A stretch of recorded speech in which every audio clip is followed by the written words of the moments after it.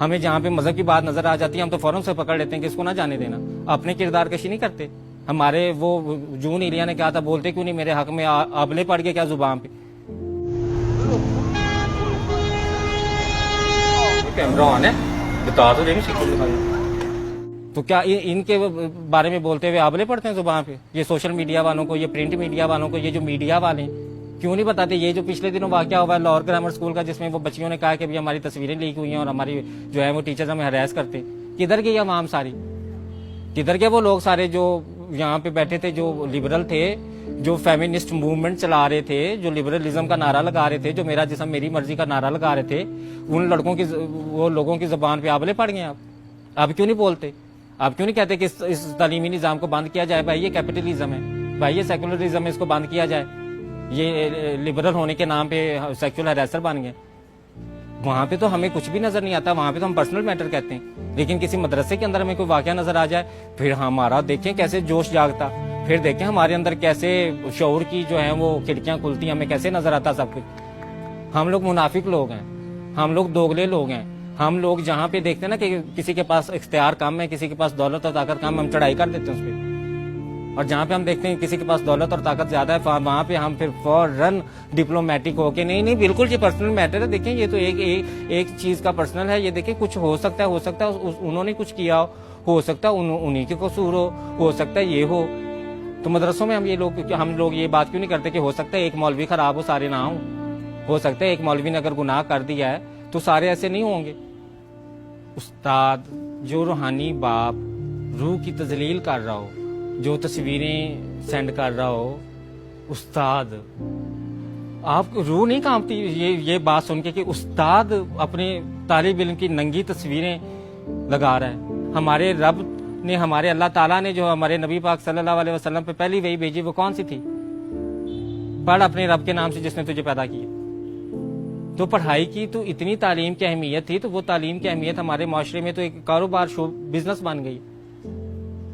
مطلب کہ وہ جو ایک ٹیچر کی قدر تھی, وہ جو ایک روحانی باپ کی قدر تھی, وہ ہمارے پاس نہیں ہے. ہمیں پتہ ہی نہیں ٹیچر کیا ہے. ٹیچر ہو تو ہمیں پتا ہو.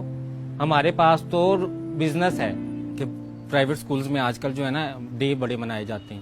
آج ہم جو ہے وہ ٹورزم ڈے ہے, آج فلانا ڈے ہے, آج فلانا ڈے. کیا کہ اگر تو روز پڑھائیں گے تو ماں باپ سے پیسہ کیسے کھینچیں گے؟ وہ چیز جو ہونی چاہیے بزنس وہ کہاں سے آئے گا؟ پھر انہوں نے یہ بہانے رکھے ہوئے, پھر ایسے دن منا کے نا تو وہ ماں باپ سے جتنا وصول کر سکتے ہیں وہ کرتے ہیں. مطلب کہ مجھے تو لگتا ہے کہ کل کلاں کوئی ایسا وقت بھی آ جائے گا کہ اسکول والے کہیں گے کہ آپ کے بچے کی جو ہے نا سائیکولوجیکل ہیلتھ اور مینٹل ہیلتھ کے لیے آپ جداد کا آدھا حصہ بھی ہمارے اسکول میں رکھوا دیں, تاکہ بچہ جو ہے نا وہ مینٹلی ریلیکس رہے, اسے پتا ہو کہ میرے پاس فیوچر سیکورٹی ہے. ظاہر بات ایسے تو نہیں نا کہیں گے کہ ہمیں آدھا حصہ جداد میں سے دے دو. اس کے لیے بھی ایک بہت بڑی فلم بنائیں گے. اس فلم کے اندر پھر انہوں مختلف فینسی لفظ استعمال کریں گے. بہت زیادہ ضرورت ہے سائیکو سوشل کاؤنسلنگ کی آپ کے بچے کو, اور اس کی فیوچر سیکورٹی بہت ضروری ہے. آپ تو جانتے ہیں نا, تو آپ ایسا کریں اپنی جداد کے کاغذات بھی ہمارے اسکول میں رکھوا دیں. ابھی ان کا بس نہیں چلتا, وہ شروع تو یہاں سے بھی وہ یہ بھی چھوڑے نا. یہ تعلیم کون سی ہے بھائی؟ یہ وہ والی تعلیم ہے جو ہمارے نبی پاک صلی اللہ علیہ وسلم نے کہا تھا کہ علم حاصل کرو چاہے چین بھی جانا پڑے. چین میں یہ والی دن بنانے سیکھنے جانا تھا کہ مڈ ڈے کون سا, اور پرپل ڈے کون سا, اور بلو ڈے کون سا, اور فلانا ڈے کون سا. یہ والا وہ علم نہیں تھا. وہ علم تھا جو ہمیں جہالت سے نکالے, جو ہم ابھی تک نہیں نکلے.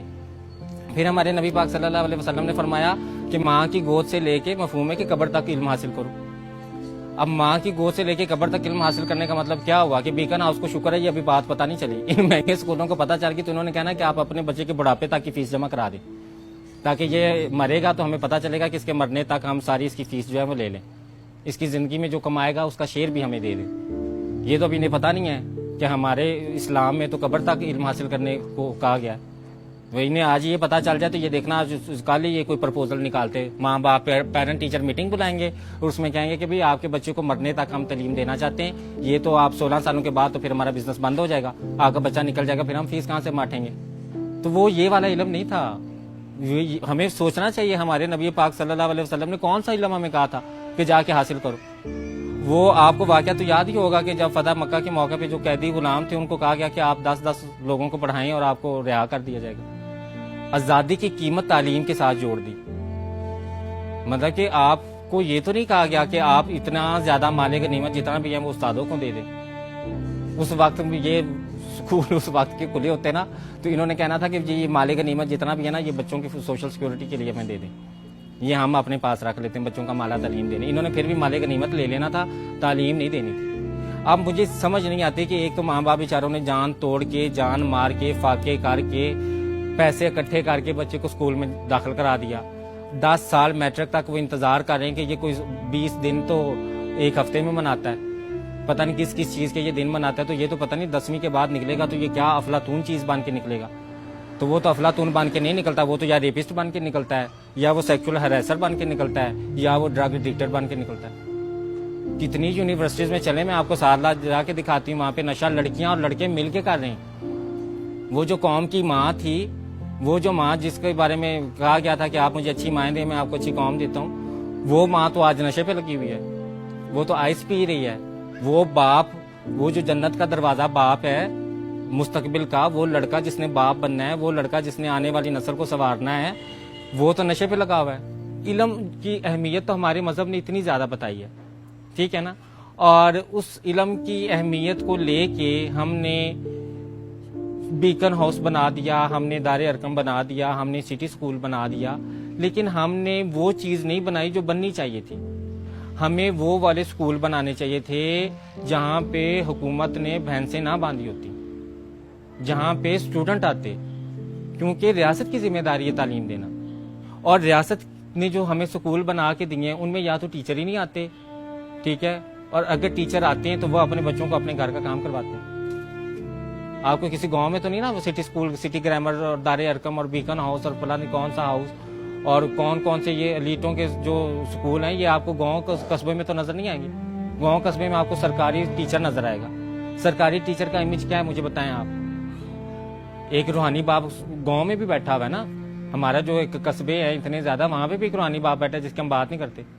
हमने वो जहाँ पे रूहानी बाप ने हमें सबक सिखाना था, जहाँ पे हमें तालीम देनी थी, वहां तो हुकूमत की उन स्कूलों में भैंसें बंधी हुई हैं। चलें सिंध में लेके जाऊँ आपको, जहाँ पे भुट्टो जिंदा अभी तक, वहां पे भैंसें उन्होंने बांधी हुई हैं। तो हमारे पास तो रियासत की तो दिलचस्पी है ही नहीं तालीम में। आप अगर ये कहना कि ये रियासत की जिम्मेदारी है, बेशक ये रियासत की जिम्मेदारी है, लेकिन रियासत की दिलचस्पी नहीं है इसमें। रियासत की दिलचस्पी आपको नजर बजट देख के नजर आ जाएगी। आप तालीमी बजट देखें, आपको नजर आ जाएगा कि कितना तालीम को जरूरी समझती है हमारी रियासत इंसानों की। और जब हमारे पास तालीम ही नहीं है तो हमारे पास कोई जिंदगी का मकसद नहीं है। और जब हमारे पास कोई जिंदगी का मकसद नहीं है तो फिर यही होना है जो सोसाइटी में हो रहा है।